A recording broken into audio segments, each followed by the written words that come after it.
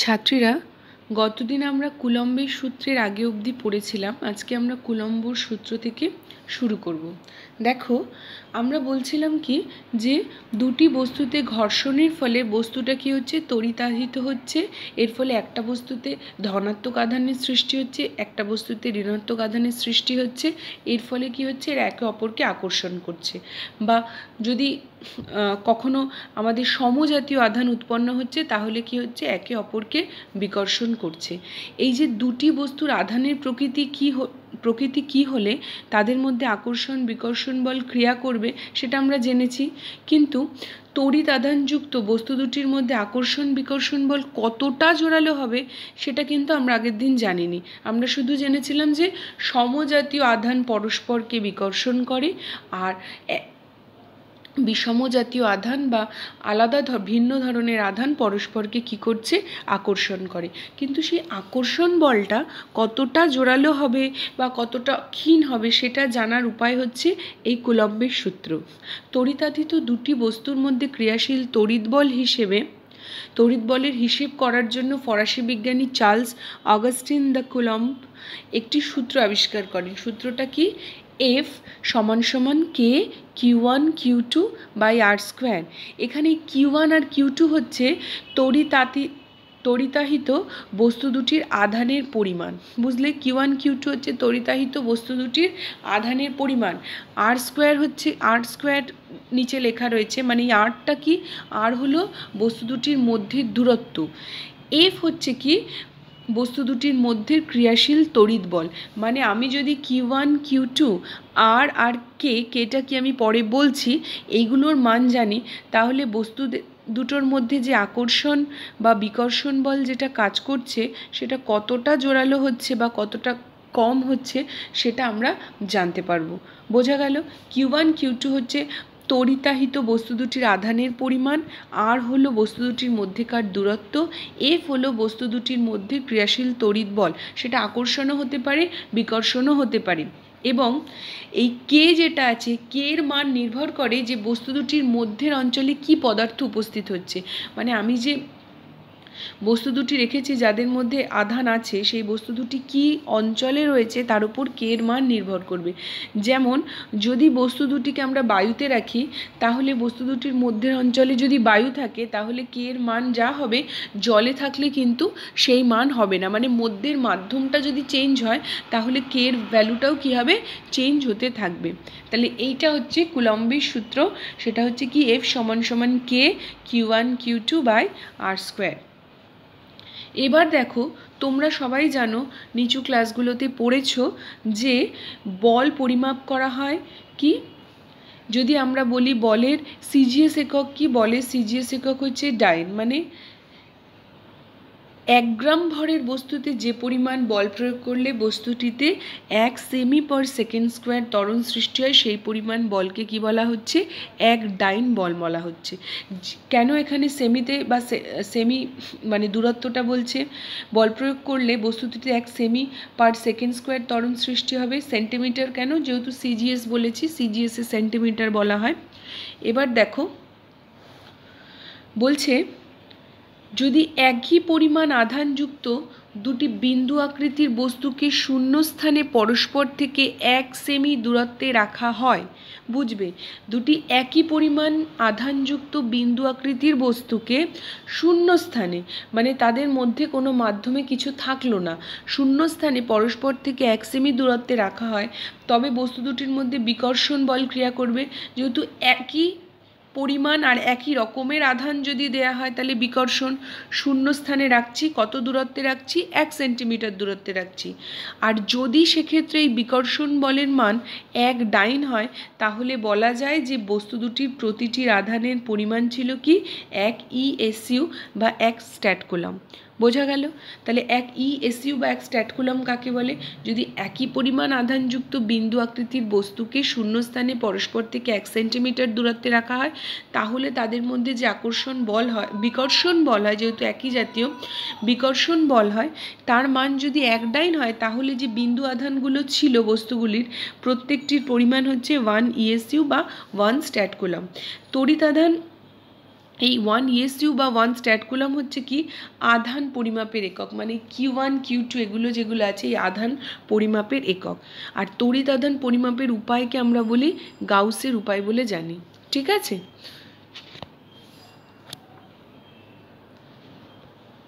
এবার দেখো এই যে উপায়টা, এই উপায়টিতে শূন্যস্থানের জন্য কে এর মান 1 ধরা হচ্ছে। ঠিক আছে, মানে গাউস একজন বিজ্ঞানী যিনি তড়িৎ সংক্রান্ত বিজ্ঞানে অনেক অবদান দিয়েছেন। দেখো আধান পরিমাপ করার অন্য একটা উপায়ও আছে, আমি যে বললাম ওটা সিজিএস একক, কারণ হচ্ছে কি ওখানে সেন্টিমিটার আর ডাইন বলছিল, কারণ সিজিএস পদ্ধতিতে তোমরা আগে গিয়ে আরও ভালো করে এগুলো পড়বে যে সিজিএস পদ্ধতিতে বলের একক হচ্ছে ডাইন। যদি আমি অন্য পদ্ধতিটা ধরি, সেই অন্য পদ্ধতিতে কি হচ্ছে সেটা হচ্ছে এসআই পদ্ধতি। এসআই পদ্ধতিতে বল পরিমাপ করার একক হচ্ছে নিউটন আর দূরত্ব মাপার একক হচ্ছে কি মিটার। ঠিক আছে, আর সেখানে আধান পরিমাপ করার একক হচ্ছে কি কুলম। ওটা যেমন বললাম স্ট্যাট কুলম, এটা হচ্ছে গিয়ে কি কুলম। তাহলে এক্ষেত্রে শূন্য মাধ্যমের জন্য কে এর মান 1 ধরা যায় না, এক্ষেত্রে শূন্য মাধ্যমের জন্য কে এর মান ধরতে হয় কি 9 × 10⁹। তারপর দেখো রয়েছে newton × metre square by coulomb square. বুঝলে, মানে এখানে শূন্য মাধ্যমের জন্য কে এর মানটা আমরা কি ধরছি 9 × 10⁹। বোঝা গেল? এইগুলো হচ্ছে কি, এগুলো একটু মনে রাখার চেষ্টা করবে। এবার এই যে আমরা যে সূত্রটা বললাম যে F = K Q1 Q2/r², দেখো যদি আমরা ওপরের ভ্যালুগুলো, মানে ধরো K Q1 Q2 যেগুলো ওপরে রয়েছে, এগুলো যদি আমরা, মানে ধরা যাক বস্তু দুটো একই রয়েছে এবং একই স্থানে রাখা রয়েছে, একই স্থানে যদি রাখা থাকবে তাহলে বস্তু দুটির মধ্যের মাধ্যম একই থাকবে, মানে কে এর মান অপরিবর্তিত থাকবে। আর একই বস্তু যদি থাকে Q1 Q2-র মানও তাহলে অপরিবর্তিত থাকবে, মানে ওপরের যদি সমস্ত ভ্যালুগুলো একই থাকে, এই অবস্থায় যদি আমি বস্তু দুটির মধ্যে দূরত্বটা কমিয়ে দিই, দূরত্বটা কমিয়ে দেওয়া মানে কি নিচের যে ভ্যালুটা, মানে যেটা হর, সেই r² ভ্যালুটা কমে গেল। যদি কম হর দিয়ে ওপরেরটাকে ভাগ করি তাহলে ভাগফলটা কি হবে আমাদের বেশি আসবে। আবার যদি মধ্যের দূরত্বটা বাড়িয়ে দিই তাহলে আমাদের হর বা r² ভ্যালুটা কি হবে বেড়ে যাবে। r² ভ্যালুটা যদি বেড়ে যায় তাহলে বেশি হর দিয়ে যদি আমরা ওপরের ভ্যালুটাকে ভাগ করি সেক্ষেত্রে কি হবে ভ্যালুটা আমাদের কম আসবে। এর থেকে আমরা কি বুঝছি, যদি দেখো বস্তু দুটি একই থাকে আর ওদের মধ্যে যদি মাধ্যমের কোনো পরিবর্তন না হয় তাহলে বস্তু দুটির যদি মধ্যের দূরত্ব কমে তাহলে তাদের মধ্যে আকর্ষণ বা বিকর্ষণ বলটা কি হবে বৃদ্ধি পাবে। আর যদি মধ্যের দূরত্বটা বাড়ে তাহলে বস্তু দুটির মধ্যে আকর্ষণ বা বিকর্ষণ বলটা কি হবে কমে যাবে। বোঝা গেল? মানে আর এর সঙ্গে আমাদের এফ এর ভ্যালুটা, মানে আকর্ষণ বা বিকর্ষণ বলটা ব্যস্তানুপাতে পরিবর্তিত হচ্ছে। ঠিক আছে, এবার দেখো এই যে আমরা প্রথম থেকে বলে আসছি যে ঘর্ষণের ফলে বস্তুতে আধানের উদ্ভব হচ্ছে, এবার এই আধানটা যদি সমজাতীয় হচ্ছে কোনো ক্ষেত্রে তারা একে অপরকে আকর্ষণ করছে, বিষমজাতীয় হলে বিকর্ষণ করছে, বা অন্য একটা বস্তুর সাথে ঘষে নিয়ে তাকে আবার অন্য কোনো বস্তুর কাছে গিয়ে ধরলে কি হচ্ছে তাদের মধ্যে কখনো আকর্ষণ বল দেখা যাচ্ছে। বোঝা গেল? এবার দেখো এই যে আধানটা ঘটছে কেন, দেখো সমস্ত পদার্থ আমরা কি জানি পরমাণু দ্বারা তৈরি। পদার্থ মানেই কি সেটা সেই পদার্থের অনেক পরমাণু দ্বারা গঠিত হচ্ছে। এবার এই পরমাণুগুলোর মধ্যে 3 ধরনের কণা থাকে, একটি পরমাণু তৈরি হয় 3 ধরনের কণা দ্বারা, সেটা কি ইলেকট্রন, প্রোটন আর নিউট্রন। আর ইলেকট্রন হচ্ছে কি ঋণাত্মক আধানযুক্ত কণা, প্রোটন ধনাত্মক আধানযুক্ত কণা, আর নিউট্রনের কোনো আধান নেই, নিউট্রন হচ্ছে নিস্তড়িত। মানে পরমাণু, সমস্ত পদার্থ পরমাণু দ্বারা তৈরি, আর পরমাণু তৈরি হয় 3 ধরনের কণা দিয়ে। একটা হচ্ছে কি ইলেকট্রন যে কিনা ঋণাত্মক আধানযুক্ত কণা, প্রোটন যে কিনা ধনাত্মক আধানযুক্ত কণা, নিউট্রন হচ্ছে যার কোনো তড়িৎ আধান নেই, নিউট্রন হচ্ছে কি নিস্তড়িত। এবং আমরা দেখো নিচু ক্লাসে এটাও পড়েছি যে যে কোনো পরমাণু হচ্ছে নিস্তড়িত হয়। নিস্তড়িত কী করে হবে? কারণ দেখো পরমাণুতে যত কটা ইলেকট্রন কণা থাকে তত কটাই প্রোটন থাকে, মানে যত কটা প্লাস থাকছে তত কটাই মাইনাস থাকছে। -4 আর +4 মিললে কি হয়? আমরা যদি একটা উদাহরণ হিসাবে এটাকে ধরি, কেটে গিয়ে 0 হয়ে যায়, মানে নিস্তড়িত হয়ে যায়। এই জন্য পরমাণু নিস্তড়িত হয়, কারণ পরমাণুতে যত কটা ধনাত্মক আধানযুক্ত কণা থাকে তত কটাই ঋণাত্মক আধানযুক্ত কণা থাকে, মানে কোনো পরমাণুতে প্রোটন আর ইলেকট্রনের সংখ্যাটা কি হয়? সমান হয়। ফলে পরমাণুতে মোট আধানের সংখ্যাটা সবসময় কি হয়? মানে 0 হয়। এর ফলে পরমাণুটা নিস্তড়িত হয়। এবার আমরা এটাও বলতে পারি যে পরমাণুর যে ধনাত্মক আধানযুক্ত কণা প্রোটন আর নিউট্রন সেগুলো কোথায় থাকে? সেগুলো থাকে পরমাণুর কেন্দ্রে। মানে পরমাণুকে যদি আমি একটা বৃত্তাকার কিছু কল্পনা করি কণাগুলোকে, তাহলে সব থেকে কেন্দ্রে কি থাকবে? বৃত্তের কেন্দ্রে যেরকম থাকে একদম কেন্দ্রে কি থাকবে? প্রোটন আর নিউট্রনগুলো একটা দলা পাকানো অবস্থায় থাকবে। এই কেন্দ্রটার নাম হচ্ছে কি? নিউক্লিয়াস। আর নিউক্লিয়াসকে ঘিরে বাইরের বিভিন্ন কক্ষপথে কি হবে? ইলেকট্রনগুলো নিউক্লিয়াসকে ঘিরে বিভিন্ন কক্ষপথে কি করবে? পাক খেতে থাকবে। যেমন আর কি সূর্যকে ঘিরে গ্রহদের পাক খাওয়ার ঘটনাটা ঘটে, ওইভাবে। বোঝা গেল? তাহলে আমরা জানলাম যে পরমাণুর ভেতরে 3টে কণা আছে, তার মধ্যে ইলেকট্রনটা নিউক্লিয়াসকে ঘিরে বাইরে বিভিন্ন কক্ষপথে পাক খায়, আর ভেতরের কেন্দ্রের কাছে থাকে দলা পাকানো অবস্থায় প্রোটন আর নিউট্রনগুলো।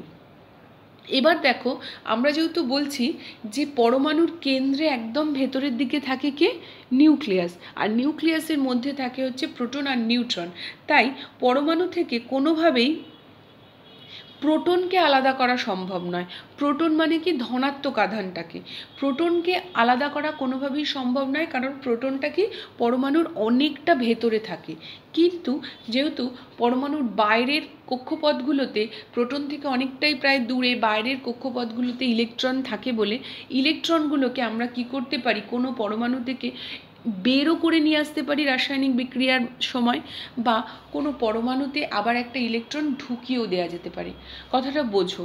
যেহেতু প্রোটনটা পরমাণুর কেন্দ্রে অবস্থিত, তাই প্রোটনটাকে কোনো পরমাণু থেকে সহজে বের করে নিয়ে আসা যায় না, সেটা খুব শক্ত কাজ। কিন্তু ইলেকট্রনগুলো কি হচ্ছে? পরমাণু বাইরের কক্ষপথে, মানে নিউক্লিয়াসকে কেন্দ্র করে বিভিন্ন কক্ষপথে ঘুরছে, এবং সব থেকে বাইরের কক্ষের ইলেকট্রনটাকে আমরা কি করতে পারি? সহজে বের করেও নিয়ে আসতে পারি, বা তাতে একটা ইলেকট্রন যুক্তও করতে পারি। সেটা কিন্তু খুব একটা কঠিন নয়।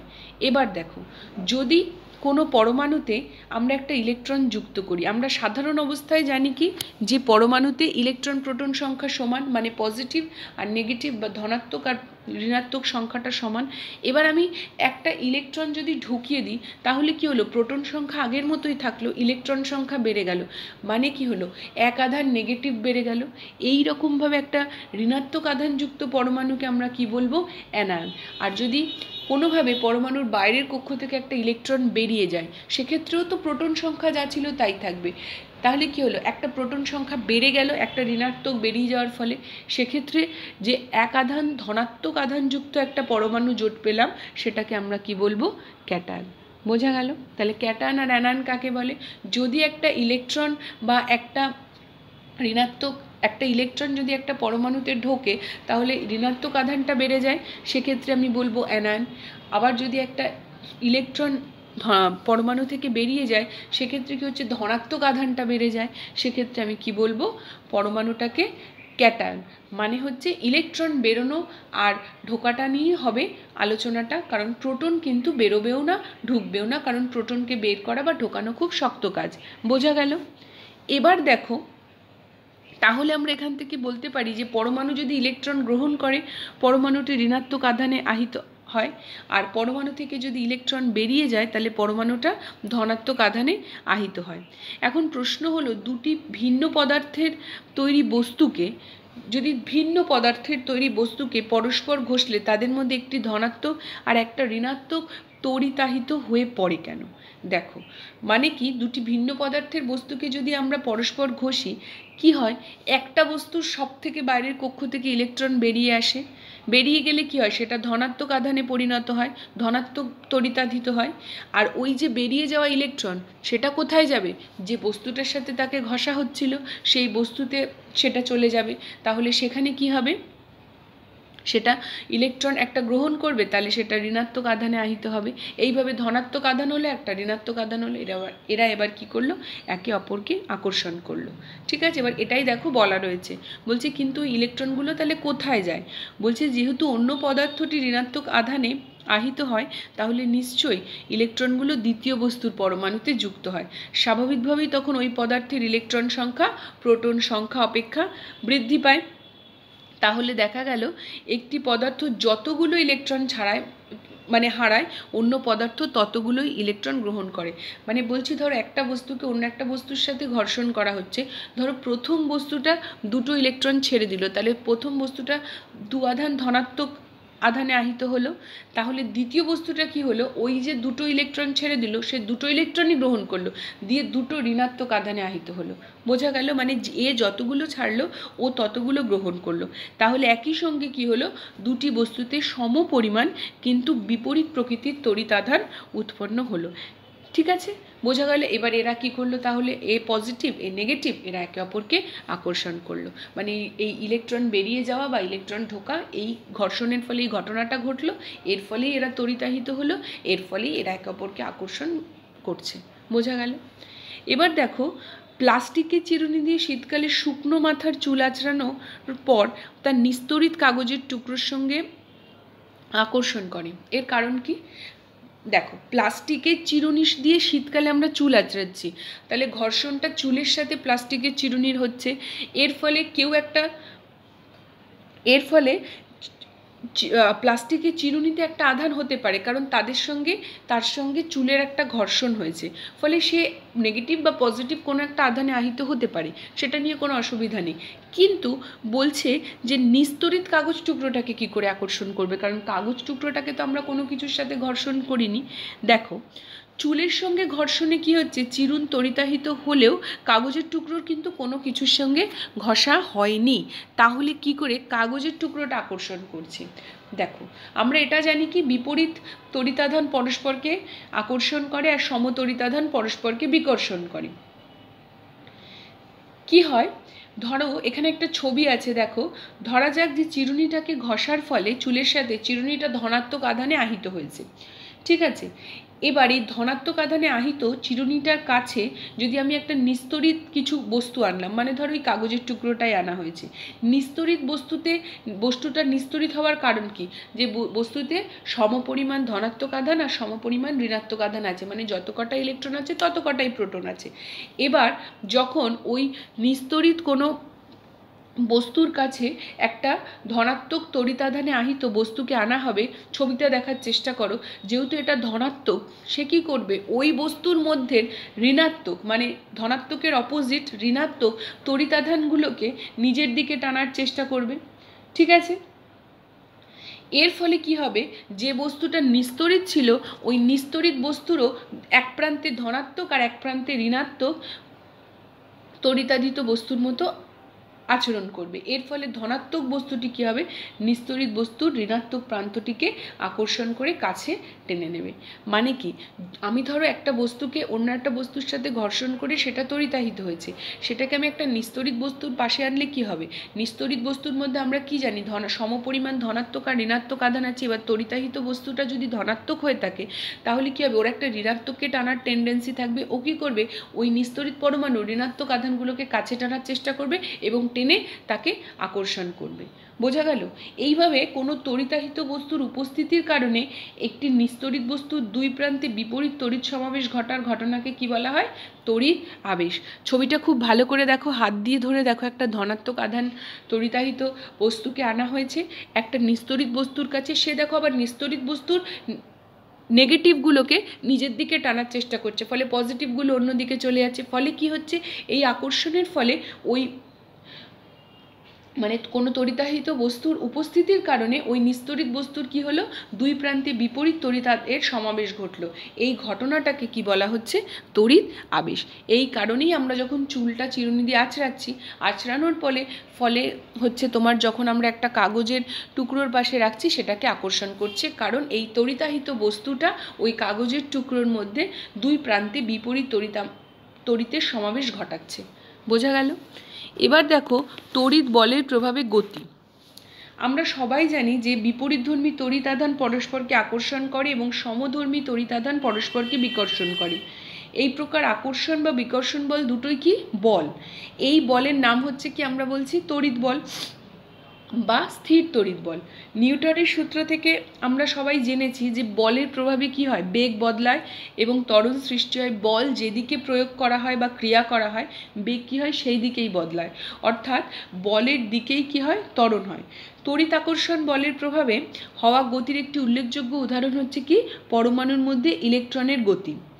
পরমাণুর কেন্দ্রে থাকা ধনাত্মক তড়িৎযুক্ত কণা, কারণ সেখানে প্রোটন ছাড়া কোনো তড়িৎযুক্ত কণা নেই, আর ইলেকট্রন হচ্ছে কি ঋণাত্মক তড়িৎযুক্ত কণা।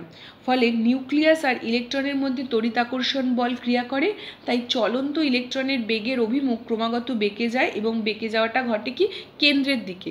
দেখো ছবিটা ভালো করে লক্ষ্য করো, ছবির কেন্দ্রে পজিটিভ এই কারণে দেওয়া হয়েছে, এখানে নিউট্রন থাকলেও নিউট্রনের যেহেতু আধান নেই, আধান একমাত্র প্রোটনের আছে, তাই কেন্দ্রে পজিটিভটা দেওয়া রয়েছে। বুঝতে পারলে? এবার তার বাইরে দেখো ইলেকট্রনগুলো রয়েছে।